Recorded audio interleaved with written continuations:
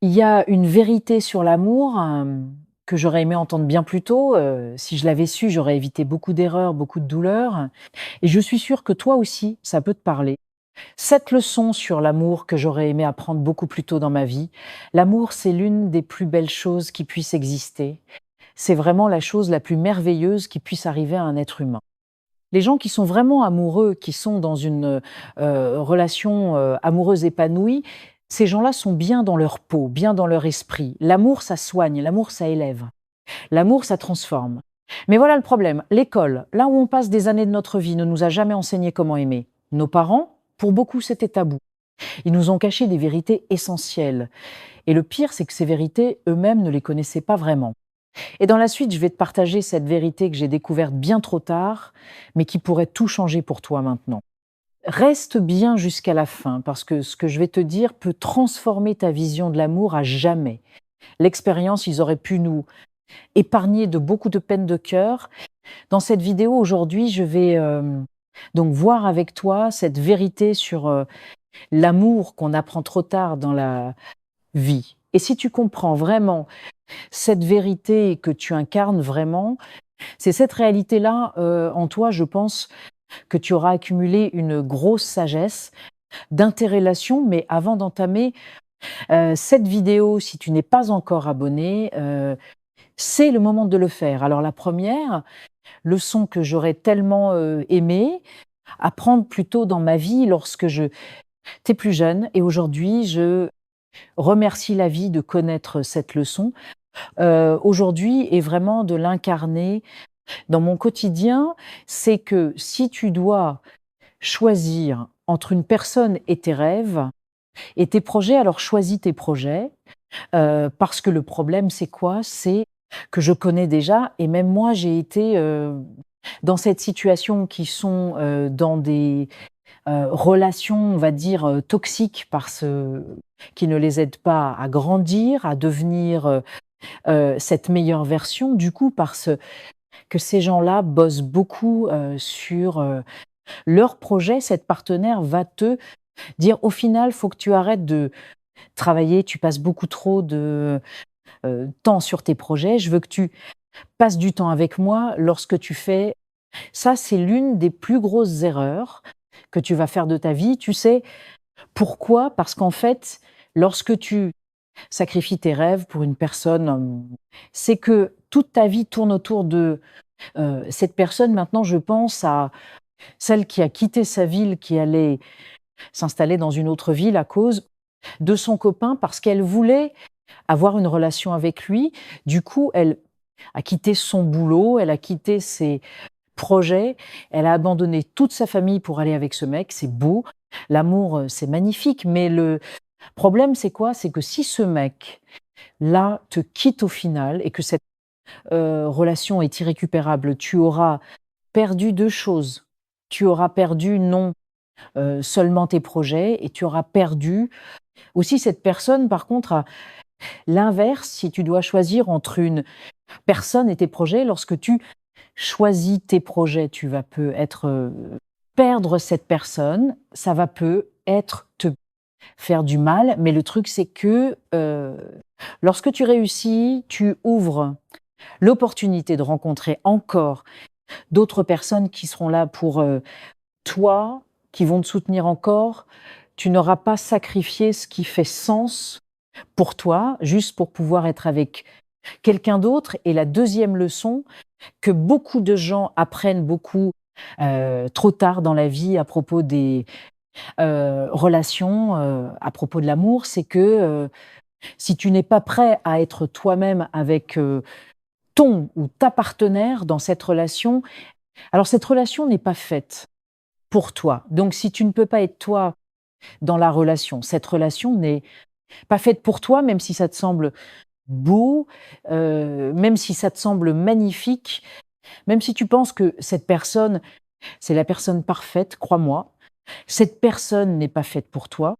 Cela me rappelle une personne qui manquait tellement de confiance en elle, le mec qui me dit que il pensait qu'il le méritait pas, sa copine, donc lui, il se croyait chanceux d'avoir cette copine-là. Le problème, c'est que quand il dormait lui, c'est quelqu'un qui respire un peu trop fort, au lit en train de dormir avec cette, femme. Parfois, il coupait même sa, respiration pour ne pas trop respirer.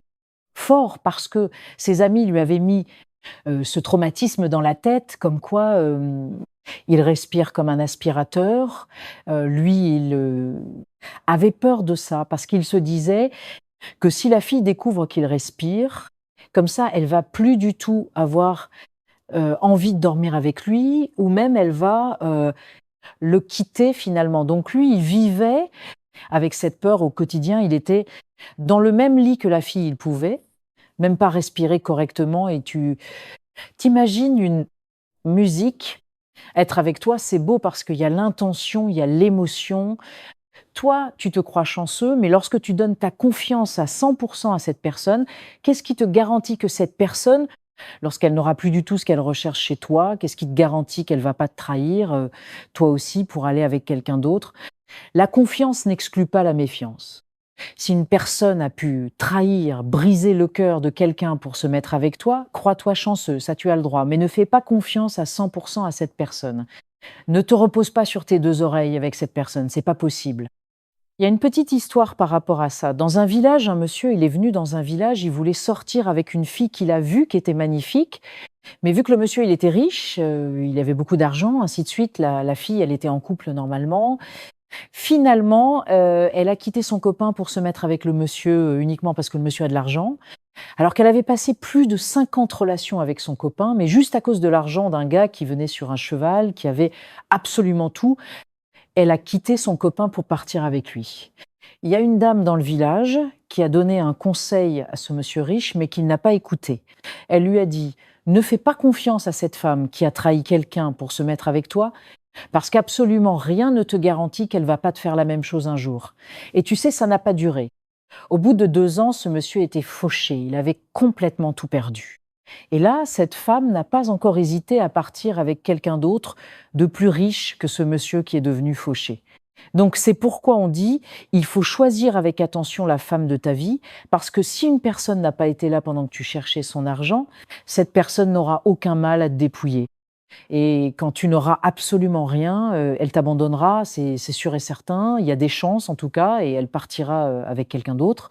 Le 4e conseil, la 4e leçon sur les relations, sur l'amour que tout le monde devrait incarner, c'est que c'est pas tout ce que tu désires qui est bien pour toi. Tu sais, parfois on voit de belles choses, on voit de très belles personnes, on pense qu'on serait bien avec ces personnes-là. Mais tu ne sais pas, parfois Dieu t'évite à être avec certaines personnes parce que lui, il sait ce qu'il t'épargne. Je prends l'exemple sur un jeune homme qui commence à se chercher, qui ne gagne pas, beaucoup d'argent mais qui aime bien les femmes. Finalement, il voit une femme influenceuse, on va dire influenceuse à la version influenceuse. Tu vois vraiment ce que je veux dire? Qui se met à poil sur les réseaux sociaux, qui met tu vois, des petites culottes sur les réseaux sociaux, qui aime voyager, ainsi de suite. Alors que le jeune homme ne gagne pas beaucoup d'argent, il se cherche. Il va tout faire pour sortir avec cette fille, mais ça ne marche pas. Parfois, c'est pas que la fille ne veut pas, c'est parce que Dieu te préserve de ce gros problème auquel tu es en train de t'approcher. Si tu sors avec ce type de femme alors que tu es petit, tu n'as même pas grandi encore toute ton économie que tu vas vouloir la dépenser pour être à la hauteur de cette femme. C'est pas tout ce que tu veux qui est bien pour toi. Lorsque tu pries la vie de te donner ce que tu mérites, elle peut te prendre ce que tu ne mérites pas, mais qui n'est pas bien pour toi, même si cela peut te faire du mal. Donc comprends cela et sache que parfois, il faut juste laisser les choses être comme elles sont. Tu veux ici, mais ça ne marche pas. Tu as essayé de toutes tes forces, laisse tomber. Ne t'acharne pas du tout là dessus, parce que lorsque tu forces ça, tu ne sais pas en fait pourquoi Dieu, ou je sais pas comment toi tu appelles ça, la vie, te préserve de quelque chose qui aurait pu peu être te faire du mal. 5e conseil que tous les hommes devraient savoir à propos des relations, ça concerne uniquement les hommes, et les femmes peuvent en témoigner aussi, c'est que quand une femme te quitte aujourd'hui, dis-toi qu'elle t'avait déjà quitté 2 mois plus tôt dans sa tête. En fait, l'homme et la femme sont différents. C'est à dire que l'homme peut prendre des décisions intuitivement comme ça, c'est fini, c'est terminé, parce qu'il est sous le coup de la colère, ainsi de suite. Mais tu sais, la femme, l'homme peut faire ça et regretter, tu vois, et se dire ouais, c'est bon, je vais encore récupérer tout ça. Mais Lorsque la femme te quitte, c'est qu'elle t'avait déjà quitté 2 mois plus tôt. Elle ne fait jamais ses coups comme ça, d'un seul coup. Lorsqu'elle te quitte aujourd'hui, dis-toi que quelque chose n'allait pas depuis 2 mois, au moins, minimum 2 mois. Et quand tu comprends ça, tu apprends à mieux vivre avec les femmes et comprendre un peu comment elles fonctionnent. Elle peut dormir avec des choses dans la tête pendant 2 mois, en train de travailler ça dans sa tête sans jamais te le ressortir. Elle peut coucher avec toi aujourd'hui, mais son cœur n'est pas là, son esprit n'est pas là. Elle peut se donner physiquement sans que son cerveau ne soit là avec toi. Lorsque tu perds en tout cas cette connexion que tu as avec elle dans la tête, c'est terminé. Donc ça, c'est vraiment quelque chose que tous les hommes doivent incarner. Je ne vais pas m'attarder là dessus, mais ce sont les vérités, les leçons de vie que tout le monde doit savoir à propos des relations. Et ça nous épargnera beaucoup de souffrances. La 6e leçon que tout le monde doit savoir aussi à propos des couples, à propos des relations, c'est qu'on ne se met pas en couple pour satisfaire la pression sociale. On ne se met pas en couple pour satisfaire le regard des autres. Ça concerne beaucoup de personnes aujourd'hui dans notre société, mais surtout en Afrique. Ça existe beaucoup dans la communauté africaine. Le problème, c'est quoi? C'est qu'on pense qu'il y a un âge, en fait, pour se marier, pour être en couple, ainsi de suite. Et on pense que c'est une bonne étiquette de dire: «Ouais, c'est bon, on est en couple». Le problème, c'est que beaucoup de gens vont se mettre en couple sachant qu'ils ne sont pas vraiment compatibles. Ils prennent même pas le temps de fouiller les choses essentielles. Juste pour que les gens disent: «Ouais, on est arrivé à son mariage, c'était bien, ça s'est passé, ça s'est passé». Heu, ou dire que c'est bon, il est plus sur le marché des célibataires, cette personne est mariée. Le problème, c'est que tu vas te marier, tu vas faire des grosses fêtes, tu vas investir tout ton argent, vous allez vous endetter et 1 an plus tard, vous voyez que vous n'êtes pas du tout compatibles et vous divorcez. Et le pire, c'est que lorsque tu n'es pas marié, c'est encore plus facile pour un homme de s'engager avec toi. Mais si tu as été marié une fois et que tu as divorcé et dans ce mariage, il y a eu des enfants, ainsi de suite, tu vas te retrouver père ou mère, célibataire et là, pour que quelqu'un d'autre s'engage avec toi, il y a encore une autre limite. Si cette personne n'a pas les mêmes historiques que toi, bah forcément, elle a les blocages. Tu vois un peu ce que je veux dire? On ne se met pas en couple, on ne fait pas d'enfant pour satisfaire une pression sociale ou le regard des autres, on le fait quand on est prêt et quand on le sent. Combien de gens se marient aujourd'hui vont faire des prêts à la banque, plus de 15 000 € de prêts pour pouvoir se marier uniquement? Imagine, ce mariage va à l'eau au bout d'1 an, mais quel gâchis! Tu aurais pu investir cet argent dans autre chose et ça t'aurait pu, être rendu riche, c'est possible. 25 000 €, c'est pas mal, c'est pas négligeable. Mais arrêtez de vous marier pour le regard des autres, arrêtez de vous mettre en couple pour le regard des autres. Il n'y a aucun mal à être célibataire, absolument pas. Le temps viendra lorsque tu auras trouvé la bonne personne, que tu penses que cette personne, tu as vraiment pris le temps de la connaître, et bien là, tu peux t'engager. Comme ça, chaque responsabilité qui tombe là-dedans, c'est toi qui l'assumes, parce que jamais quelqu'un d'autre ne le fera à ta place. Jamais.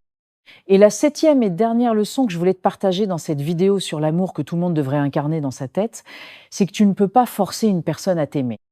Ça, faut que tu le comprennes. Il y a un adage qui dit: «Aimer une personne qui ne t'aime pas, c'est comme attendre un bateau à l'aéroport». Mais pour moi, c'est pas le pire. Je t'explique ce qui se passe. Si tu essaies d'obliger une personne à t'aimer, à t'accepter, à se mettre avec toi, le problème, c'est quoi? Si une personne t'aime, tu le sais, tu le sens, et il n'y a pas de souci. Ça va direct. Et si une personne ne t'aime pas, tu le sens aussi. Parfois, tu te poses plein de questions.